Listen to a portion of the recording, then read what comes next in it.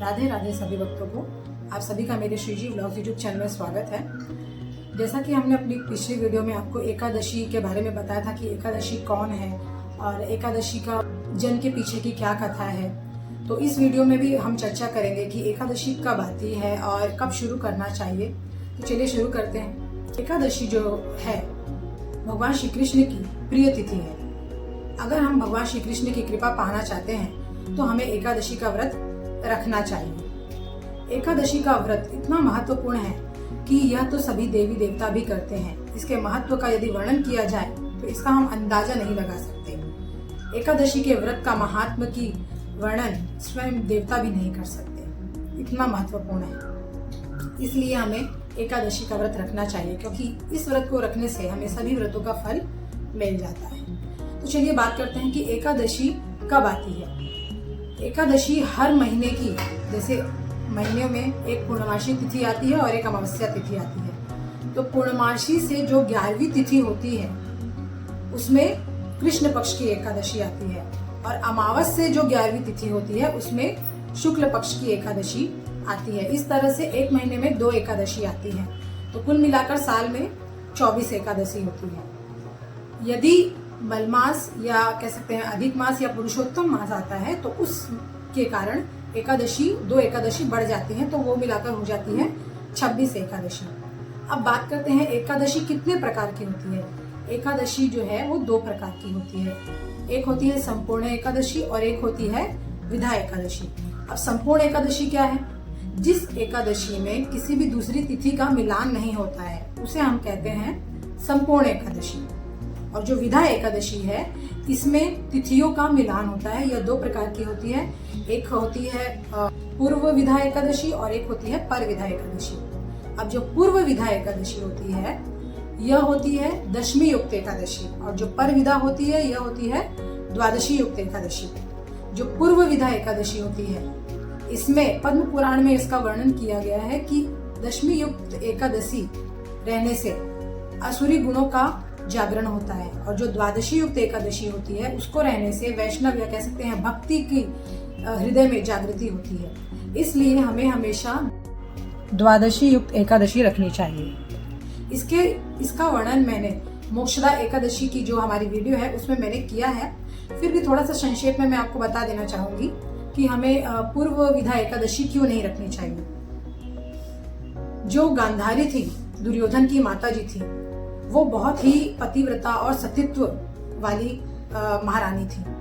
उन्होंने एक बार श्री कृष्ण से पूछा कि हे प्रभु, मैंने तो अपने जीवन काल में कभी कोई पाप नहीं किया, और वो इतनी पतिव्रता थी, इतनी धार्मिक थी, वो शिव जी की उपासक थी। उन्हें अपने पिछले 100 जन्मों का वृत्तांत याद था। तो उन्होंने कहा भगवान श्री कृष्ण से कि मुझे तो अपने 100 जन्मों का वृत्तांत याद है, लेकिन अपने याद में तो मैंने ऐसा कोई पाप, ऐसा कोई दुष्कर्म नहीं किया कि मेरे साथ ये सब कुछ हुआ। फिर आखिर ऐसा क्या किया है मैंने जो कि मेरे साथ इतना बड़ा घटना घट गई। तब भगवान श्री कृष्ण ने कहा कि गांधारी, तुमने दशमी युक्त एकादशी रखी थी, जिसके कारण तुम्हें अपने जीवन काल में ही अपने 100 पुत्रों की मृत्यु देखनी पड़ी, और अब ये हालत हो गई है कि बुढ़ापे में तुम्हें मुखाग्नि देने के लिए एक भी पुत्र नहीं बचा। इसलिए इस कथा जो कि जिसका गरुड़ पुराण में वृत्तांत आता है, इसे हमें नहीं रखनी चाहिए। हमें हमेशा द्वादशी युक्त एकादशी रखनी चाहिए।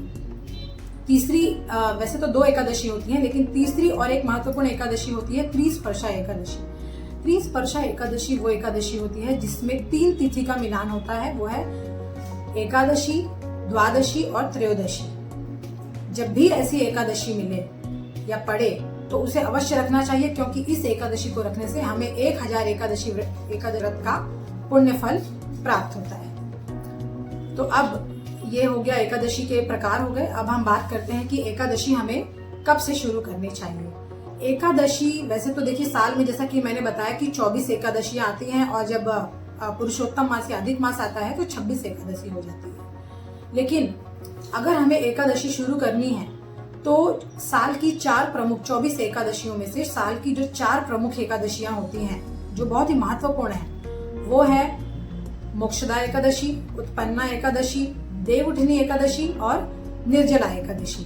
अब जो उत्पन्ना एकादशी है, क्योंकि इसमें एकादशी देवी जी का जन्म हुआ है, इसलिए ये बहुत ही महत्वपूर्ण है। मोक्षदा एकादशी जो है यह मोक्ष प्रदायिनी एकादशी है और इस दिन गीता जयंती भी मनाई जाती है, क्योंकि भगवान श्री कृष्ण ने इसी दिन कुरुक्षेत्र में अर्जुन को गीता का उपदेश दिया था, जिसका भी डिटेल में जो वीडियो है हमारे गीता जयंती वाली वीडियो में आपको मिल जाएगा। तो इसलिए ये एकादशी बहुत ही महत्वपूर्ण है। देवउठनी एकादशी इसलिए महत्वपूर्ण है क्योंकि चातुर्मास समाप्त होने के बाद जब देवों को उठाया जाता है तब देव बहुत प्रसन्न होते हैं और तब ये एकादशी आती है, तो इसलिए देवउठनी एकादशी बहुत ही महत्वपूर्ण है। जो अंतिम एकादशी है वो है निर्जला एकादशी। निर्जला एकादशी सभी 24 या हम कह सकते हैं 26 एकादशियों में सबसे महत्वपूर्ण मानी गई है और इस एकादशी को करने से संपूर्ण एकादशी का फल मिलता है। वैसे तो आपको हर एक एकादशी का महात्म, उसका दिन, किस दिन हमें व्रत करना है और उसका पारण का समय आपको मिलता रहेगा, पर आज भी मैं आपको बता दूं कि ये जो 4 प्रमुख एकादशियां होती हैं ये बहुत ही श्रेष्ठ होती हैं। इनमें आप अपने व्रत की शुरुआत कर सकते हैं।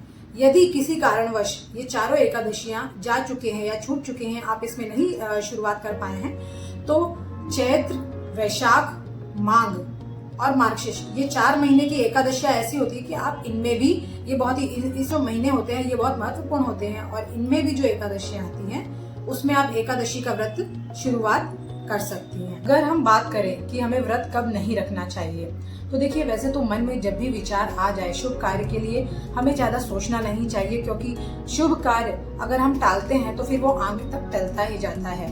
तो अगर आपकी इच्छा, जब भी आपके मन में इच्छा या भाव आ जाए कि हमें अब ये व्रत उठाना है या इसकी शुरुआत करना है, तो आपको कर लेना चाहिए। पर अगर हम शास्त्रों की बात करें, शास्त्रों में कहा गया है कि शास्त्रीय विधि या शास्त्रों के हिसाब से जो मुहूर्त या जो समय होता है उस समय कोई भी व्रत उठाना श्रेष्ठ होता है, जिससे हमें शुभ पुण्य फल की प्राप्ति होती है। एकादशी का व्रत कब उठाना है ये तो हमने बता दिया। अब एकादशी का व्रत आपको कब नहीं उठाना है, अगर हम इसकी बात करें तो एकादशी का व्रत हमें पूष के महीने में, जो कि स्टार्ट हो चुका है, हमें नहीं उठाना चाहिए पूष में, और हमें अधिक मास या कह सकते हैं पुरुषोत्तम मास में हमें व्रत की शुरुआत नहीं करनी चाहिए। अब बात करते हैं कि एकादशी का व्रत कौन कौन रख सकता है। देखिए कुछ लोगों का ये मानना है कि जब हम सारे व्रत उपवास कर लें, जब कोई व्रत उपवास ना बचा हो, तब फिर लास्ट में हमें एकादशी रखना चाहिए, पर ऐसा कुछ नहीं है। आप एकादशी का व्रत 8 साल की, पुराणों में ये वर्णन है शास्त्रों में कि एकादशी का व्रत आप 8 साल की उम्र से शुरुआत कर सकते हैं और 90 वर्ष की आयु तक, अपनी शारीरिक शक्ति अनुसार 90 वर्ष की आयु तक आप रख सकते हैं। महिला, पुरुष, बच्चे सभी कोई रख सकता है। वैसे तो अधिकतर जो व्रत हैं वो महिलाएं ही रखती हैं, पर एकादशी जो है ये हर कोई रख सकता है, चाहे वो बच्चे हो, बूढ़े हो, महिला हो, पुरुष हो, हर कोई रख सकता है। हमारी अगली वीडियो में आपको व्रत की पूजा विधि, नियम, व्रत में क्या खाएं क्या ना खाएं, इसकी संपूर्ण जानकारी प्राप्त होगी। और अगर आपको मेरी वीडियो अच्छी लगती है तो आप मेरी वीडियो को please like, share and subscribe करें। इसी के साथ अपनी वाणी को विराम देते हुए और आप सभी को प्रणाम करते हुए आप सभी को मेरी राधे राधे।